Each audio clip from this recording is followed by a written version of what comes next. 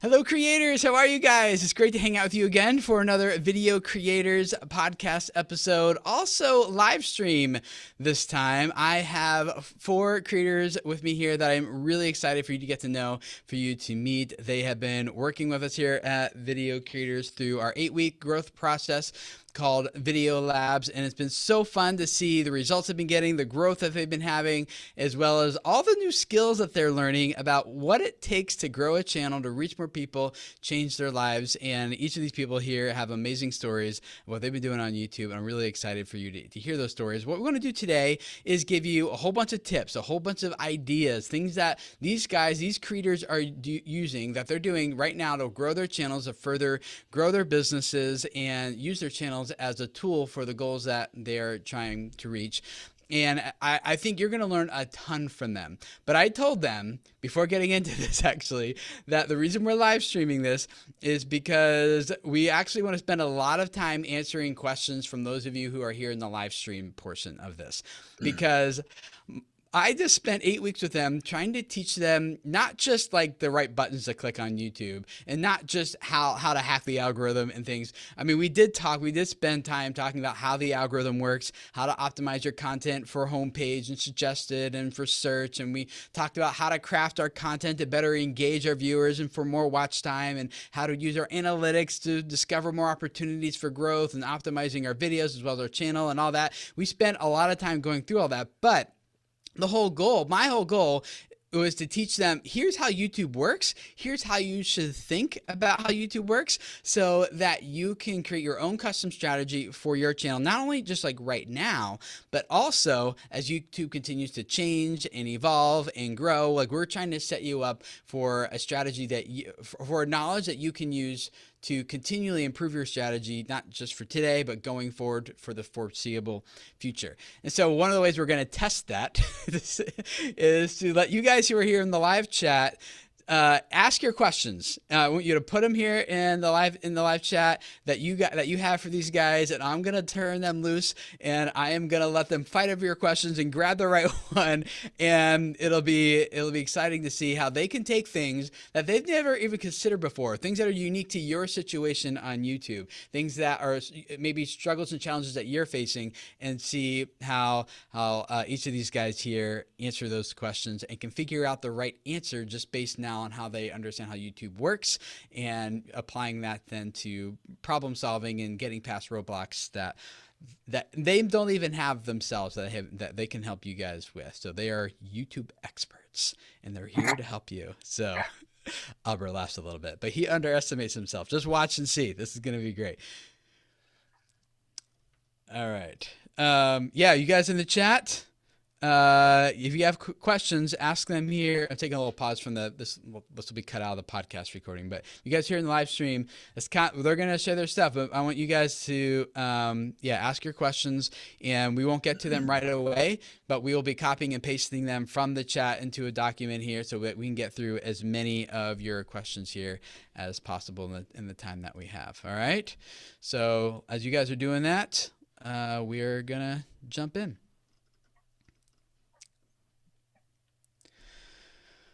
Let's see. We got Jake, Jet, Albert, and Burned here. Guys, so good to hang out with you here for this podcast. Welcome. It's great to have you guys. I'm looking forward to diving into this with you guys. Let's start with you, Jake. Tell us about your channel and what you're doing on YouTube, and a little bit about your story. Awesome. So my channel is called Goal Fishing. Goal is an acronym. It stands for Get Out and Live. That's what our channel is about. Excuse me. It's basically what fishing does for the fishermen, and just having fun, good, entertaining content around fishing, and how it can help the individual. So I love fishing, always have since I was a little kid. It's always been part of me, and it's always helped me out, especially when things get really tough. So I was actually a business owner in Texas for a few years. Found out that I hated that. I got kind of burnt out of what I was doing, and we were making the transition back closer to family in Arizona, and we made the jump, had to start over all over again. And I finally got my pipeline going in this new sales opportunity I was in, and we had a lot of good stuff going for us. And then COVID happened and basically shut everything down. And I had to start all over again. And at that point, I decided I wasn't going to go through the startup process again with something that I hated or something I didn't like. So I decided to start over with my channel, doing something that I love to do. And we're still in the grind, still getting started. Our channel's still really small. We're in its infancy, but that's why we took the video creators course, was to help us to get out of that infancy and grow up a little bit. So super excited for it and love the journey altogether. I love fishing and I love making the fishing content and sharing with people, and love the community that it creates as well. So loving it. Yeah, that's awesome. Yeah, it was great hanging out with you through this process, Jake, and hearing your insights and things too. If you have like one main tip that you would give to these creators, that would be that you feel like, guys, listen up when I'm talking to you here. What would that one tip be? Yes, I do. So it would be to make sure you understand your value proposition, what value you offer to your audience. This is actually something that I struggled with from the get-go. There's a ton of fishing channels out there. So many that you can't keep track. There's just tons. And if you want to see fishing content, there's plenty of it out there. I think in business, they call it your USP. It's your unique selling proposition. What makes you unique? Why should people watch you? And that's your value proposition when it comes to content with video. Why should they watch you versus someone else? What's unique about you? What's the value that you bring to them? We actually had the wrong value we were providing at first. We were giving location specific information, like tips and tricks for the local areas. And that built us a following of local people who wanted tips on the fishing stuff. But our channel was meant to be bigger than that. It's meant to be inspiring and motivational, to get people out and living and experiencing nature, and helping themselves emotionally, or whatever fishing does for them. We're meant to inspire them to get out and do that. We were helping a small number of people here locally, but the value that we provided created an audience that wasn't really the target audience we were going for, or that we had hoped for. So we've had through this course, we've learned that we've had to make an adjustment with with our value proposition to get the target audience that we want. And we've had to shift a little bit about how we've had to create our content. And I'm super excited about what is to come. As soon as I kind of understood what the real value I wanted to provide was, it was like a fire hose of ideas turned on, of different videos that we could create, different things that we could do, and how we could really provide value to the people, the type of value that we want to provide, that's really going to help these fishermen out. So that's awesome.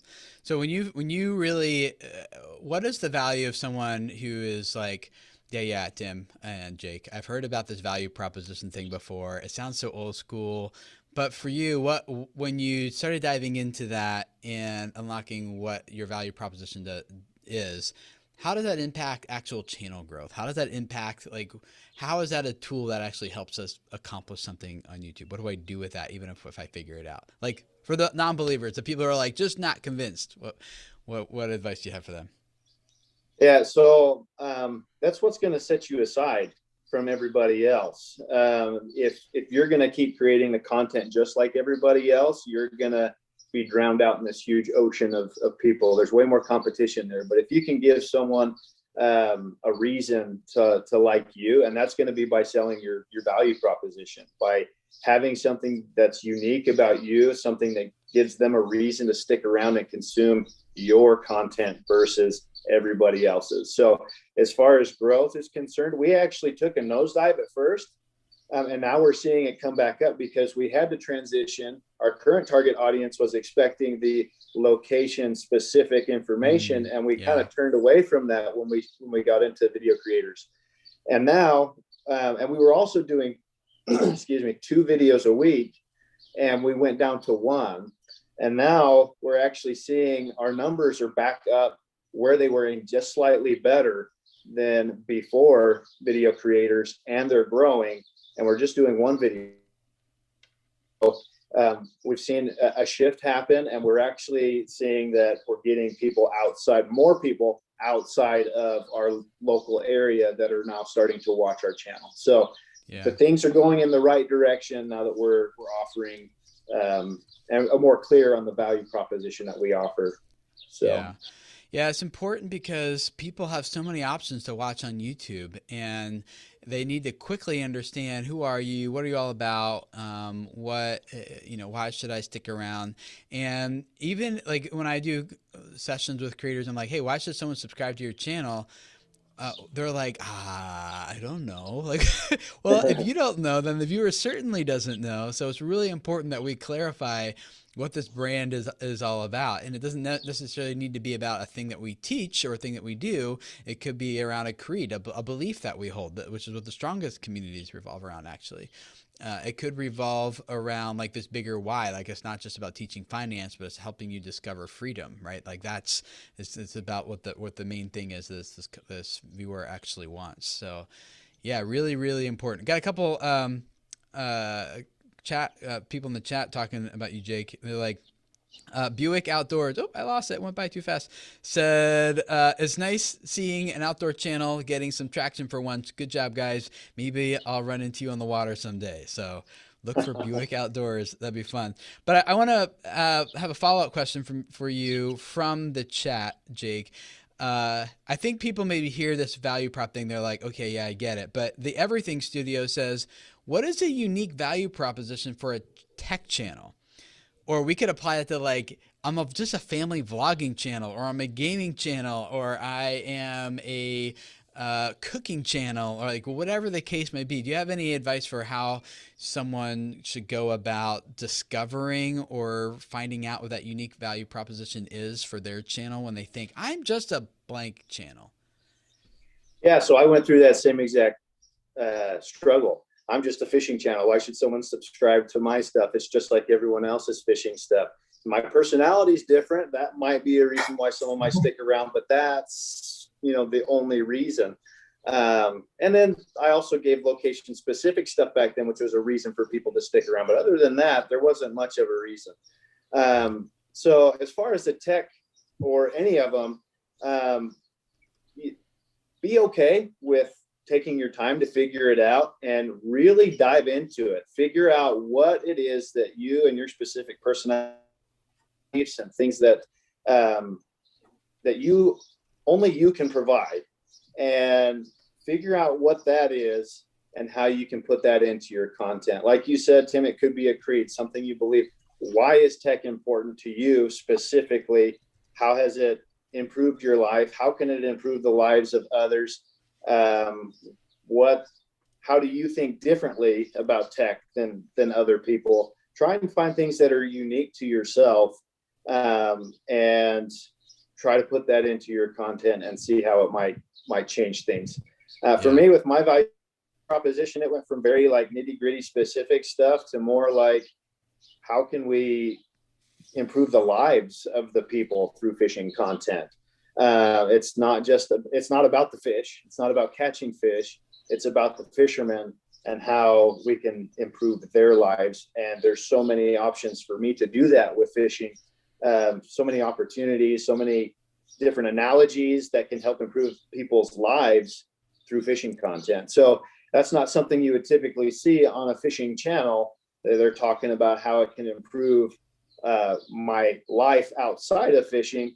More or less what you're going to find is tips and tricks and just people sharing a trip that they went on.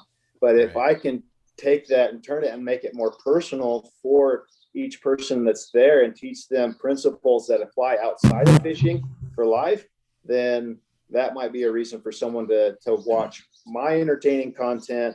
They're getting that fix of fishing entertainment, but they're also taking other value besides just the fishing, or in your case, the technical stuff. So you got to find out what you specifically have to offer them versus your competitions. Yeah, that's great. I forgot to mention up front. If any of if you guys want to check out Jake's channel and gold fishing and what each of these guys are doing, there's links to each of their channels down in the show notes of this podcast episode or in the description of this live stream. And go follow along with Jake and his family as they grow this fishing channel and start to see their channel now getting that momentum that they're looking for. So all these guys, go check them out down there. So thanks, Jake. Let's go to Jet. You're just next on my screen, so we'll hop. We'll talk about you next. Tell us about what you're doing on YouTube, Jet. Awesome. So mine's Jet Cowan. I own The Hidden Touch, and we are actually a media production company. And throughout everything we've been doing, a lot of our clients have been using YouTube. We personally have been using YouTube to get videos out there. We first started uploading way back in 2013, 2012, right in that range. And we go through and we help small businesses manage their YouTube channels. And so we have about, when we started Video Labs, we had about 10. Now we're up to about 16 different businesses or individuals that we're helping get their content out there. And we're a little different because we actually go in and produce the content for them, help them get it up online so that they can see what's going on. For us, YouTube's been a big asset just to publish our stuff out there, but we kept running into things where we'd see some videos hit 100 views and some videos hit 1,000 views and some videos get 2. And we really needed to figure out what was going on there and how to really make this repetitively a solid production for each and every one of those clients. And some of them are just completely different. So that's why we jumped into the Video Labs program, to see why and how can we make this consistent for everyone across the board. Do you feel like you got an answer to that, a solution? Oh, yes. Okay, good. Yeah. Or it was like, I think you got that. Let me just double check. Yeah, no, we when we started out, initially with our company, we had like kind of a one-page sheet, and then, I have been following video creators for a very long time, and going through that and going through other trainings, we'd worked it up to about a 3, maybe 4 pushing it checklist page for people when we bring them on and how we're going to take care of their videos. Just going through Video Labs, we added another 2.5 pages to that, plus a whole separate checklist for my media production team of, here are the things that we're going to consistently do. Here's the information you have to have down before you even start creating, or it's not going to make a change. I mean, just like Jake said, if you don't know what your value proposition is, why are you even creating a video? Besides the fact that it's fun to do. Right. Yeah. Great. Well, what's your tip for creators to help them out with moving forward? Mine is to know when you need to have a separate channel for your content. Our main channel was, which is The Hidden Touch. We had everything from real estate videos to testimonials to videos for people's private parties. We had videos for events that were happening around. It was hey, here's YouTube. Let's just throw it all on one channel. This is everything we're doing. People can go and see what we're doing. And it was you might get 10 real estate videos, and then all of a sudden you'll be getting a community event, which had nothing to do with any of the rest of it.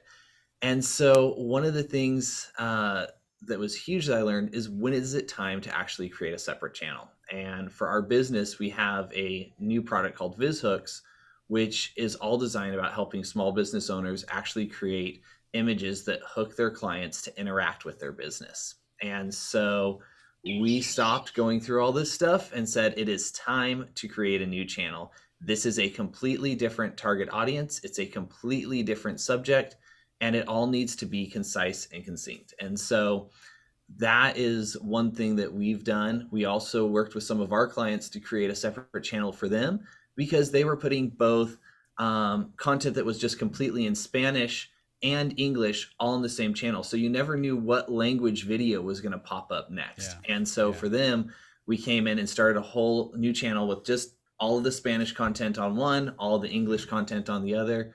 But we did reference back and forth saying, hey, if you need to know the Spanish stuff, come check it out over here. So that's the big tip, is know when is it okay to keep everything in one channel?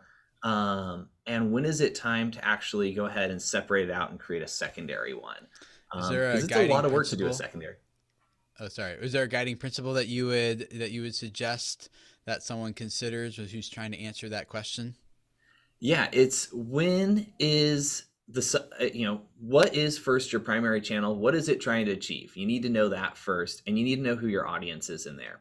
Hmm. Once you know those things, if you want to start creating videos that don't align with that don't match, like Jake said, your value proposition, they aren't the same type of thing. I mean, if you're creating a whole bunch of content about how to clean your house for stay-at-home moms, and all of a sudden you want to go and create a motorcycle channel about touring around Oregon, you wouldn't want to mix those types of things. So when you're Right. making a complete shift off, not like, hey, mom's going to go try riding a motorcycle with her son, but hey, I'm going to create content just for motorcycle riders. That's when you need to go ahead and make that change. That's right. Yeah. When the value proposition or the target audience are different, it's a little hard to get momentum when people don't know what to expect on the next video. So yeah, that's great. Cool. If you guys want to check out Jet's channel, link to that in the show notes down below. And then we have a friend from Germany. Hello, Bernd. Tell us about what you're doing on YouTube. I have a leadership channel. So we help overwhelmed managers to become the respected leader they always wanted to be, focused on especially people who may be running into their first leadership role. You may know that if you are doing a job very good, your boss comes to you and says, "Oh, I need a group lead on that." You become the group leader. And you say, "Well, I'm very good in doing what I'm doing, but I never lead people." Me too, just do it. And that's the problem. So especially in the beginning, you're doing a lot of things wrongly. And that's where our channel is helping to give tips and I don't want to say tricks, but also the right mindset, how to lead people, about motivation, about leadership, about delegation, feedback, etc. And I try to do that in a entertaining way and to help in that way people to become a better leader. I think when you just hang out, guys, you just hang out with Bernd in like for 8 weeks inside of Video Labs, you just become a natural better leader. I think it's just, I feel like it just kind of rubbed off on me. And I think the biggest thing actually, Bernd, was like you telling your story. And I know you kind of gave a quick picture of your channel here, but that is your story. Like you have that experience of being that guy who was growing up through corporate America, or not America, Germany. And and having all that success and then trying to lead teams, and some of it went very poorly, and you being vulnerable with that and hearing your story, just working with you has impacted my leadership ability. It just oozes out of you. So thank you for the opportunity personally. Yeah. So if any of you guys are like, for real, like if you guys are trying to figure out how to become a better leader, Bernd's channel is a great one to subscribe and follow along. What advice would you give to a creator who's trying to grow? What's your tip for them? What I learned, or what was a really light moment for me to see that, first of all, we started with our channel more on search. That's where we want to become, if you type in, what can I do against micromanagement? You should come to my channel. But what I learned is that's only a small portion what's going on YouTube. It's much better to go on to become seen on suggested or on homepage. And that means a different way how you craft your videos. The only thing which is important, that's what I learned, is how can we hold the viewer not just on our video until the end, but even further on, so that they watch another video. Best way, another video from us, but at least that they stay at YouTube. And that's what the first thing that I say, oh, I have a lot of call to actions in. And one call to action is just give me a like, just subscribe. Oh, by the way, I have a checklist over there. And then they go off from YouTube, which is totally nonsense. So what I learned is that they need to stay on YouTube. And one important thing which YouTube gives us are these kind of end screens where you say, well, watch this video as next. But there is how can I say, an art how to do that the right way. So before we understood that from you, Tim, we just said, okay, we have the video ready. Let's upload it. What can we do on an end screen so that people should watch that? That was not really strategically the right thing to do. So, and that's the reason why we only got a click rate of 3% if people then watched on. And just by changing this small thing with we scripted before we recorded our video in the script, we said, okay, which is the next video we want to show to our viewers? And we built that into the script at the end. So that we also say, oh, by the way, if you like this kind of delegation, that's another important video you should watch to learn more about blah, blah, blah. And just by doing this, to script that, and by me showing with my fingers to that video which comes up, that increased the click rate to more than 20%. So from 3% in average up to 20%. And that's important because by this way, we can hold the viewers longer on YouTube. Yeah. And YouTube will like that. So it's more likely that our video will come up in suggested or on the homepage. Yeah. I think what you're saying is really important because a lot of creators, they just think about, let me make a good video. Good being very subjective, unfortunately, for those people. Everyone thinks they're making good videos. We're like, well, no one else agrees apparently yet. Anyway, so let's make a good video, and then while it's uploading, they're trying to figure out title and thumbnail, and then what I'm going to slap on the end. And what you're suggesting, Bernd, is like, no, we need to account for the entire viewing journey. Like, just like if we do like a customer journey or a sales funnel, it's like, here's how they discover me. Here's the next step I want them to take. And then they're going to consume this and then take this step. Like, we need to plan that out for our viewers.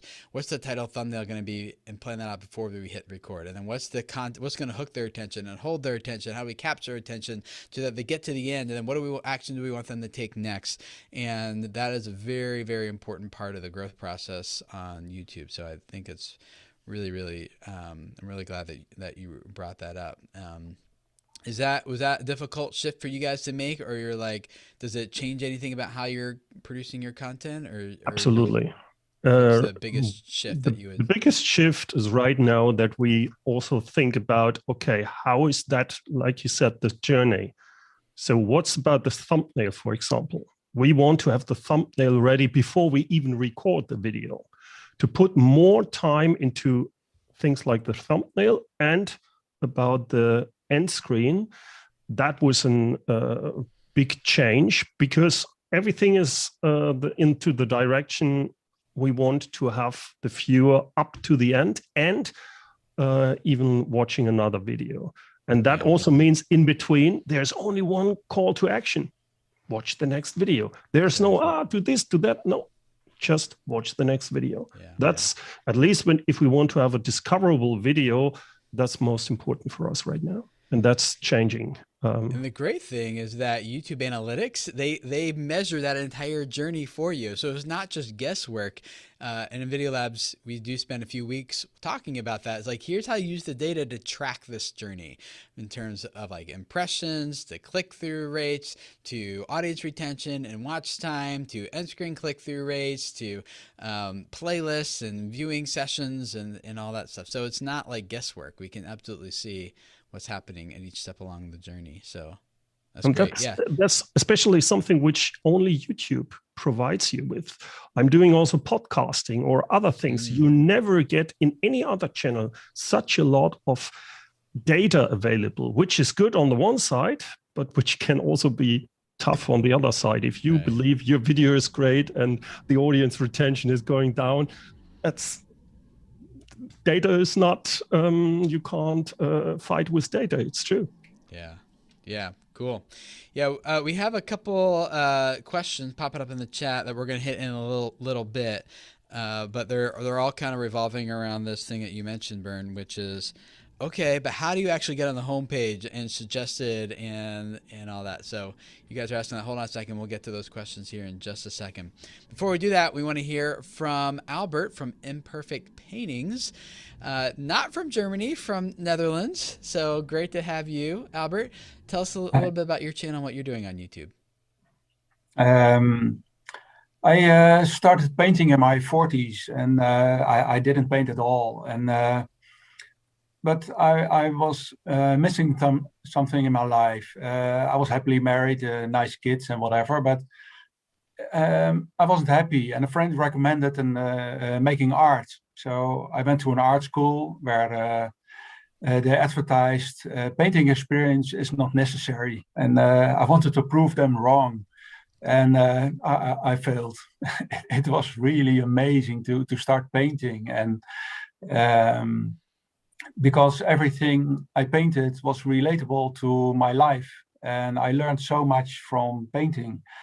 And one of the things related to life isn't perfect, and if you want to make it perfect, it's going to be so much hard work. But if you accept it to be imperfect, it's way more easy. And oftentimes it's also more interesting.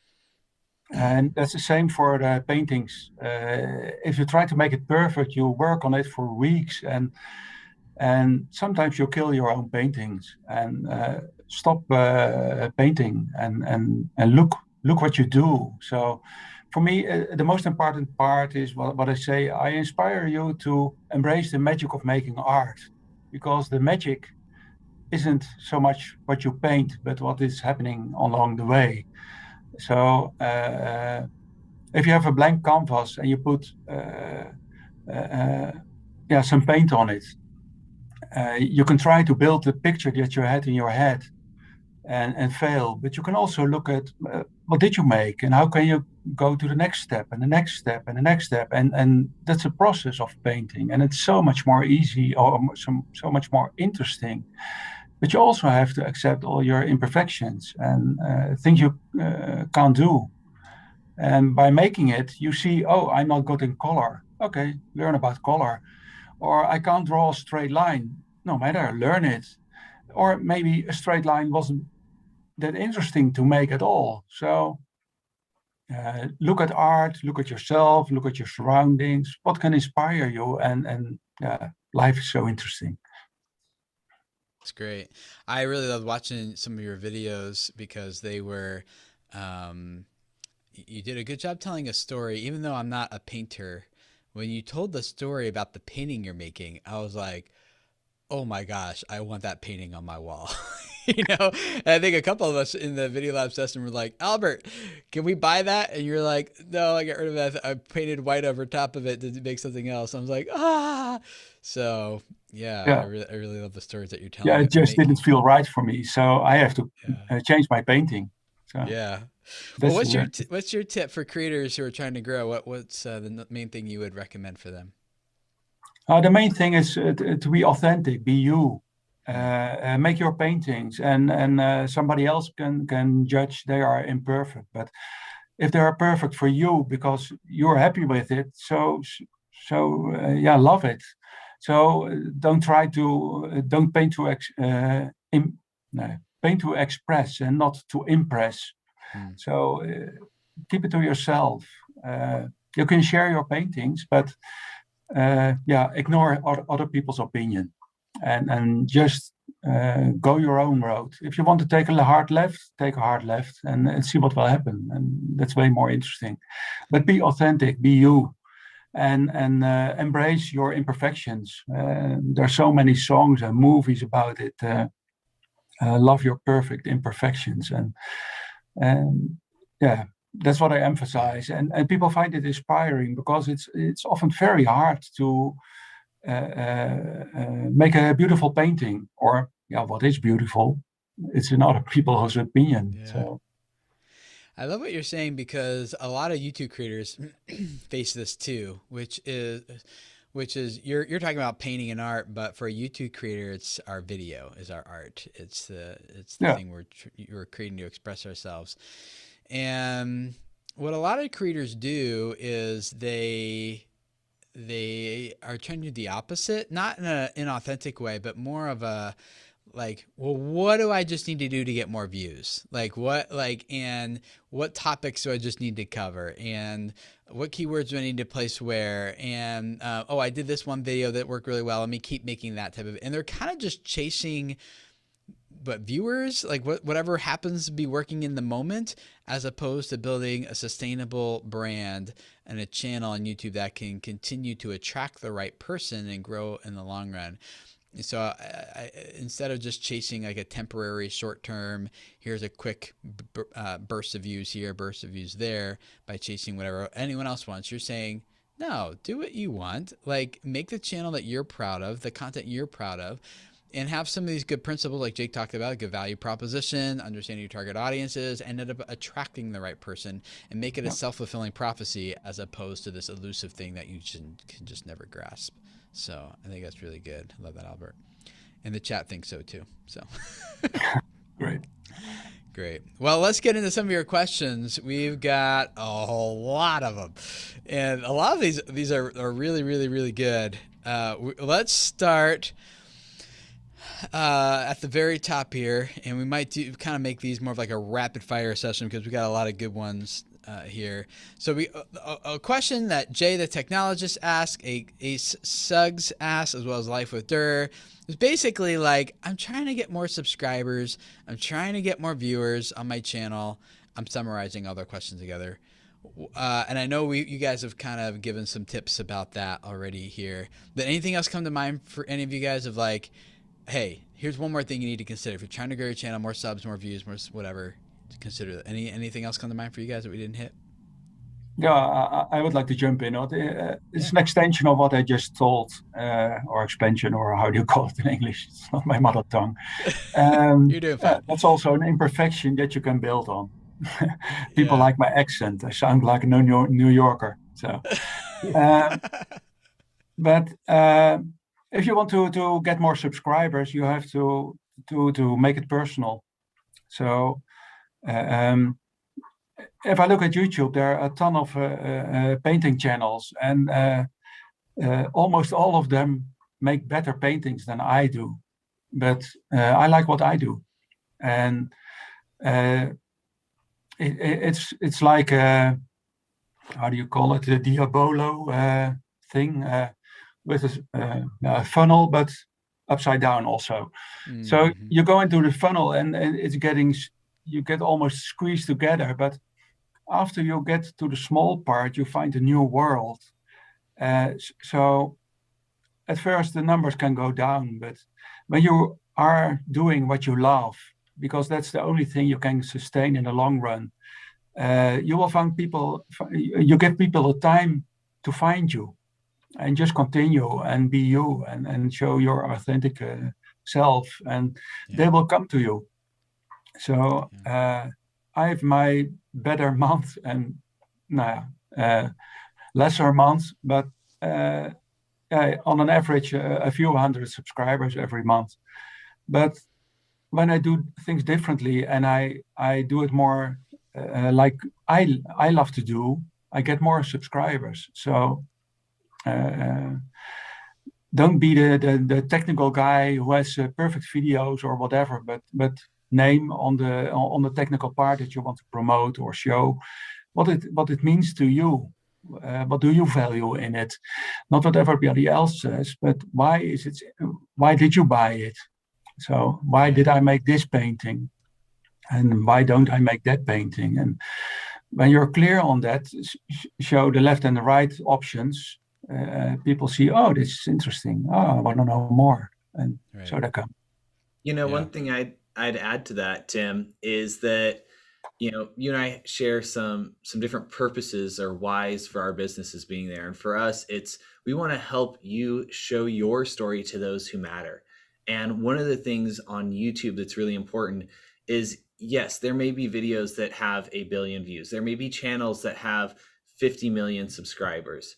But when I sit down to talk with a local landscaper who wants to produce videos to show their clients, hey, here's how your yard could look, their audience at maximum in our area is 50,000 people. And of those, the people that might actually get to their channel or want to subscribe and work in their garden every day to increase it, make it better, may only be a few thousand people that ever get to see theirs. And of those, you may only get a few hundred subscribing, but it doesn't necessarily matter that they don't have 100,000 subscribers. They're getting the message out to those people who matter to them, and they're engaging with those people. So you can't always be going, oh, I have to be up here at 1 million plus subscribers. It'd be great, but just be aware of who your audience is. And are they watching the content?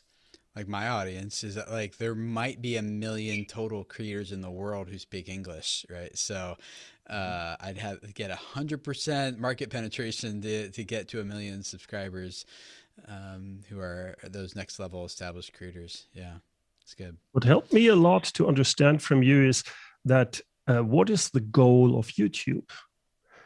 YouTube wants to show videos to the right people in the right time. Right, and YouTube, why does YouTube want that? Because then they can put ads on it. That's how they make the money. So if we want to grow significantly, we need to support YouTube so they can earn money with ads. How can we do that? That we say, okay, we produce videos which other people want to see. It's clear. So when do other people want to see it? They need, first of all, to click on it. So the thumbnails and the title must be enticing. Second part is take a look on your audience retention. That can be tough sometimes. But what I also learned by doing this is I'm talking too much in a lot of videos, maybe here as well. So I need to cut that out and to be on point. And the third thing is end screen. And then I have the chance that YouTube says, oh, this video, that's cool for other people as well, because then they stay on the platform. That's how I believe you grow. Yeah, that's great. Let's jump to Deepak Kumar's question. He was like asking, or she, I'm not sure actually, but was asking over and over and over in the chat, and it's a good one. He wants to know, like, does description matter anymore? He says, I mean, big YouTubers like Mr. Beast don't put that much in terms of keywords in there. And let's couple this with a couple other questions people ask, like the Everything Studio. How do you get suggested? Oliver and Luke Travis ask how to get in the YouTube algorithm. I really need to know, how do you get in YouTube suggested in the home tab? So how does that work, guys? Like, what advice would you have for these creators who are trying to figure out, like, is it the description stuff? Is it the tags? Is it the keywords? Like, how do you get, like, home pages and suggested? Any principles you guys want to jump on? So, that would be helpful. First thing, a description, I kind of see it as an extended, like, sales pitch. It's if someone sees the title or the thumbnail and the title, and they're still not sold, they're interested, the next thing to help sell them is the first line of the description. So what's the reason why this person should watch this video? If they're not sold on the thumbnail and the title, the thing that should really finish the sale is the first line of the description. Keywords and stuff don't really need to be in there because YouTube already knows what your video is about.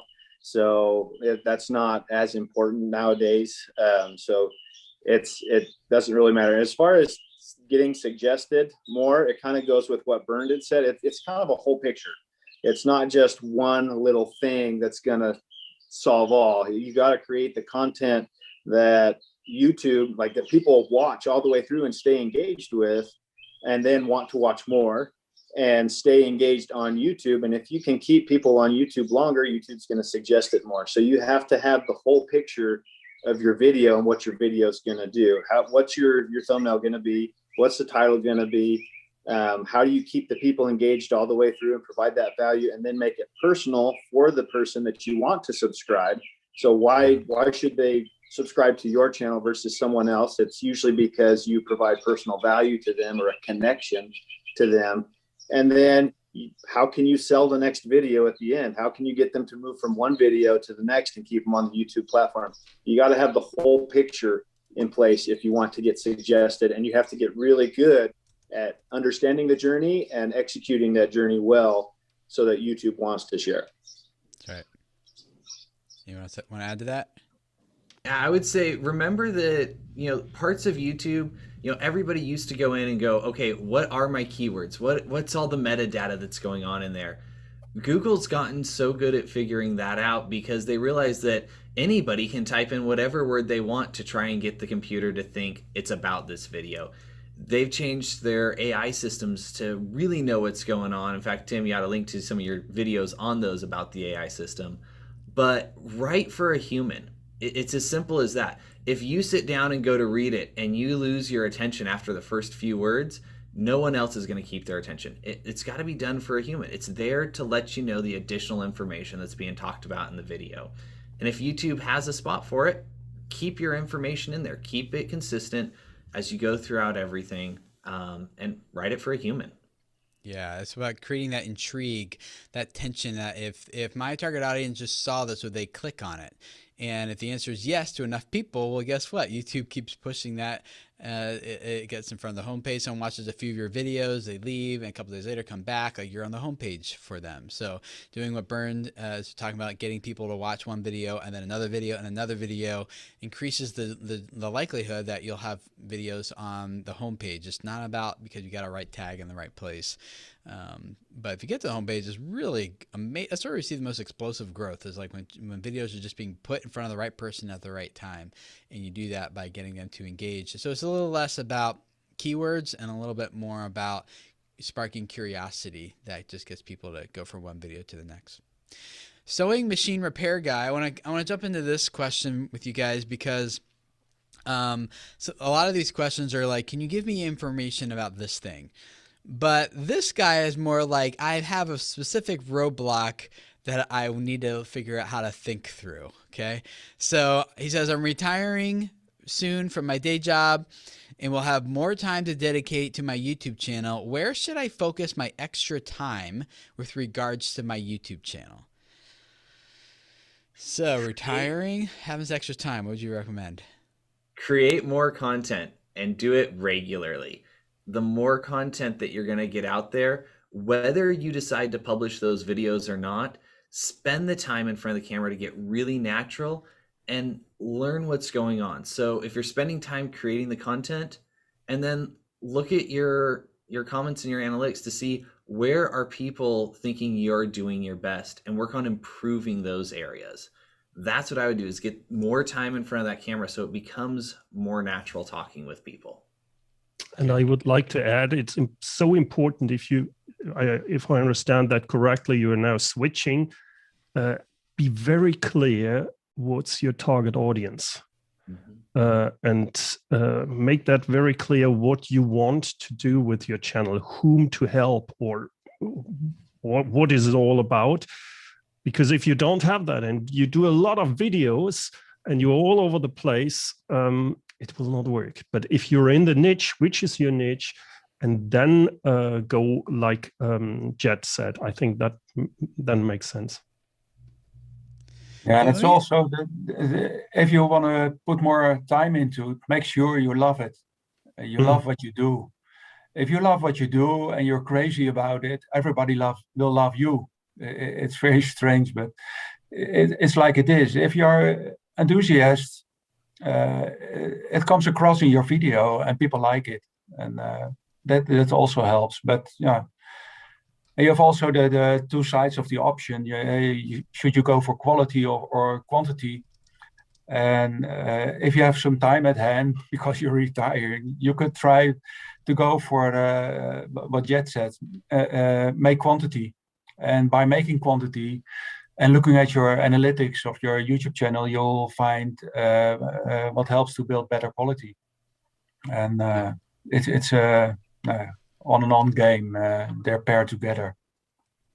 Yep. Going with what you said, Jet, driver lineup asks, I've been on YouTube for about 7 months and I'm about to hit 2,000 subs.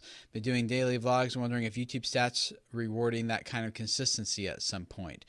So is it like just make more videos? Because if you just keep making more videos, YouTube's gonna be like, All right, fine. You've been doing daily for a year now. I guess that's enough effort. We'll start, rewarding you and putting you in front of the right people. Is that kind of how the consistency thing works? Absolutely not. Okay, how's that We work? can come back to the whole reason I ended up creating a second channel is because we were uploading a lot of content. And sometimes we'd upload, stuff daily. Sometimes it would be months in between. We would constantly create things. The thing about creating content and uploading it, it's not a matter of how many times you upload or how many videos that go up there. It's how well is your audience engaging with your video. And if you spend more time actually in front of the camera and doing it, you're going to start learning things like, oh, hey, maybe I actually need some better equipment. I need a gimbal to stabilize my video because it's always shaky and people always jump off my videos whenever I start walking and talking with them. Or maybe it's I need to learn how to tell stories better. And so if I start telling stories right now, I can start learning how to do that and make it become more natural.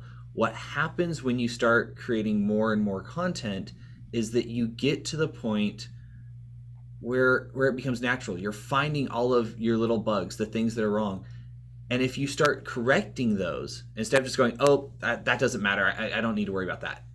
If you start correcting those, that's when you'll start to see the change in it. There's so many people who will see, oh, I'm putting this out daily, but people stop engaging or they see their problems, but they don't address and fix them, then that channel's not going to grow. It's when you address and through pushing through more content, finding more issues, correcting those, and then making a better video. Right.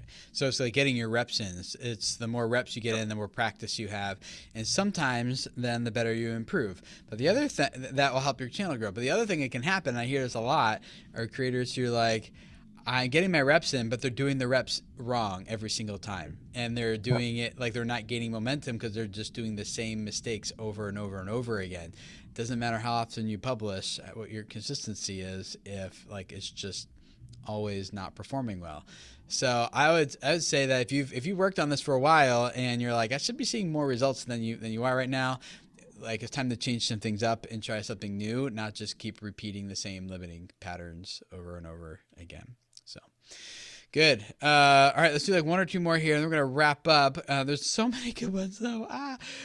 So I think this is a common one I get, and we did not talk about live streaming in Video Labs, just mostly because no one brought it up and it wasn't like a huge issue. So I'm curious to hear how you guys are going to answer this one. Okay. Getting Sober Again says, my channel has been growing well, but last week I started doing live streams because work had me too busy to do curated episodes. My views went way down. Is it because of the live stream? So the question, put this another way, I get this question a lot, is if when I do live streams, my views go down, is live streaming bad for my channel? I'm just going to leave it at that. I'm curious to hear how you guys would think and approach that one. Well, we actually have someone that had the reverse happen in our group that went through the course. This live streams actually got more views than his normal stuff. So it depends on the channel and your audience, I'd say. Your audience is used to consuming your content a certain way, and when you switch it up on them, it's outside of. So if your main viewers were the people, your subscribers, your audience, and you gave them something that they weren't used to, a lot of them probably just didn't watch, and you're not getting as many views. Right. I think what is important is it's not YouTube. YouTube don't care. YouTube don't care if you are doing this or that. With each video you are uploading or you're doing live videos, you have a chance. The people who are voting more or less is the audience. And if the audience doesn't like it, it's not that YouTube says, this channel changed something and now they don't. YouTube doesn't care about the channel. They just care about the one video. That's what I understood. I'm so proud of you guys. Oh my goodness. Yeah. Go ahead, Jet. You look like you want to say something. Yeah, I was going to say, live streams are great for this. You guys are on here right now engaging with us. But think about how many people are going to come back and watch those live streams.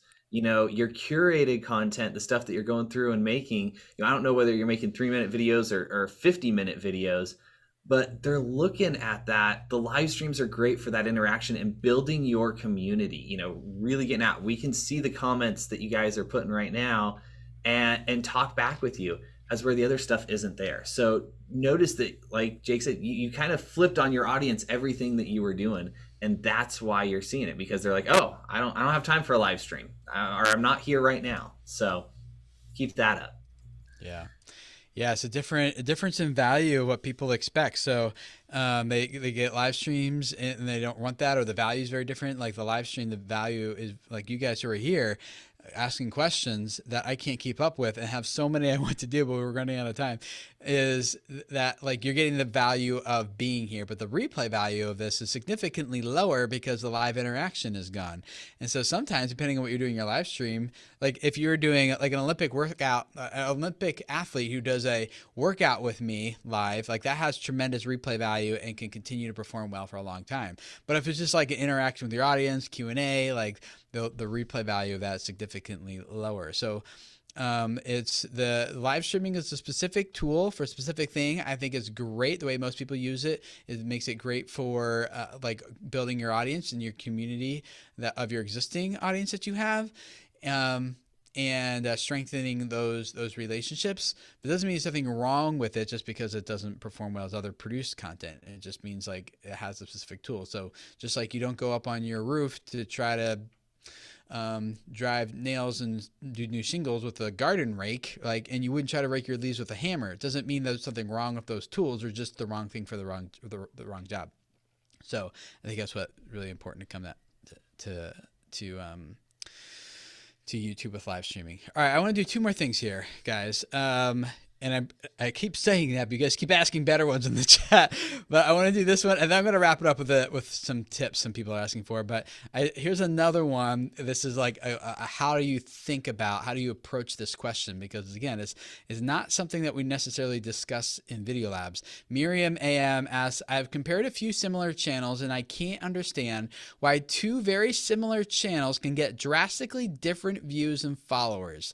Does the luck matter on YouTube? Go. Absolutely not. Absolutely not. What's the difference in those channels? If you're taking the time to go in and compare them, which is a really good thing, you should be looking at other channels that are doing what you're doing. But look at them. Are they always producing content that engages you right in the first 10 seconds of the video? Are they creating constantly on a specific subject matter?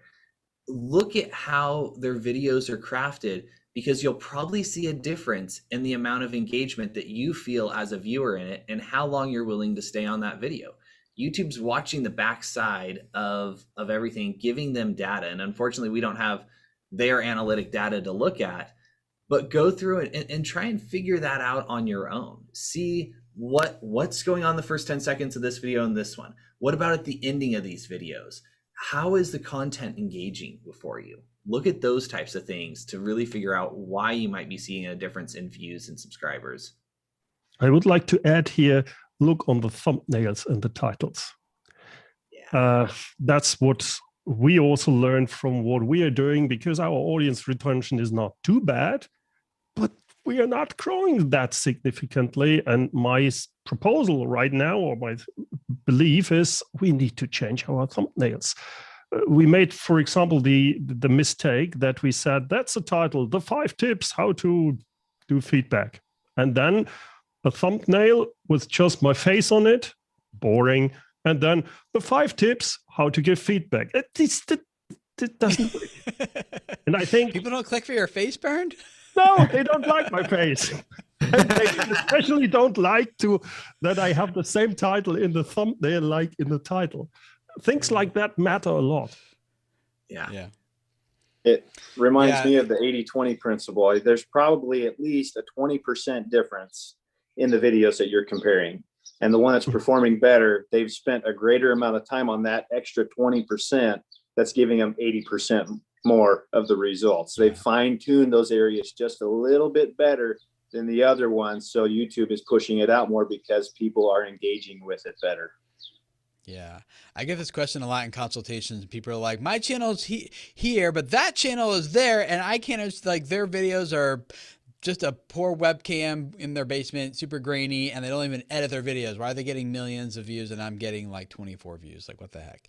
And there's a lot of things going on there. I'll add in another thing to consider is like, how well is your content forming a human connection with your viewers? So when I'm watching that other guy, even though it's grainy, it's not edited, it's in his basement, no edit, like whatever, but I know who he is, I know what he stands for, what his belief is, a community that's like revolving around this creed and is really like trying to move forward, as opposed to the other channels, like it might be on 8K Red Epic cameras in a commercial kitchen, but I still don't know who the host is, and I don't know why this food matters to them, and it's just kind of so it falls flat. And so that human connection is really, really important. I think sometimes we forget that YouTube is a social media platform.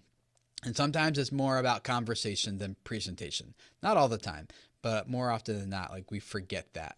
And one other thing, and this is what we'll end with here, is this. We had a few questions about another way that you can build a stronger connection with your audience and increase the watch time. And this also increases how liberally, can you say that word? Liberally people will subscribe to your channel, the likelihood that they'll come back and watch more, the emotional connection they feel. It accomplishes so many things all at once.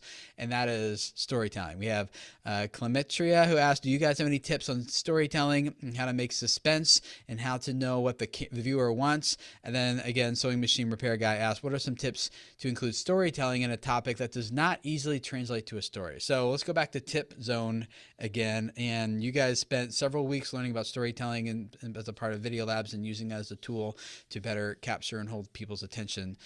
Any tips you guys would give for these people? I thought I made good videos, so everybody does it, but and I basically told the same story in a lot of videos.